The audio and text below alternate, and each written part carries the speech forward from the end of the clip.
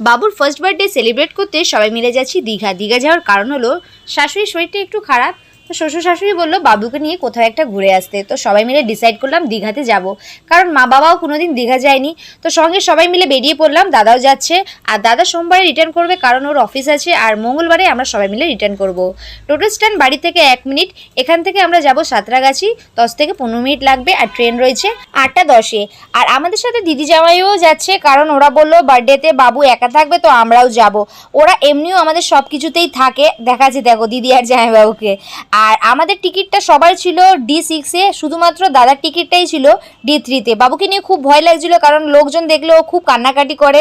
তো যাই হোক, ওকে চুপ করানোর চেষ্টা করছিলাম, একটু একটু কাজ ছিল। আর এইদিকে দেখো আমার দিদি কি করছে, মোবাইল ঘাটছে। আর ওইদিকে বাবা রয়েছে, আর সঙ্গে জামাইবাবু আছে, আর আমার হাজব্যান্ড। বাবু ঘুমিয়ে পড়েছে, তাই মাকে বললাম মা এই সময়টা একটুখানি ঝালমুড়ি খেয়ে নিই, পরে উঠলে খাওয়া যাবে না। দেখো উঠে গেছে, আর আমরা চলে এসেছি দীঘা।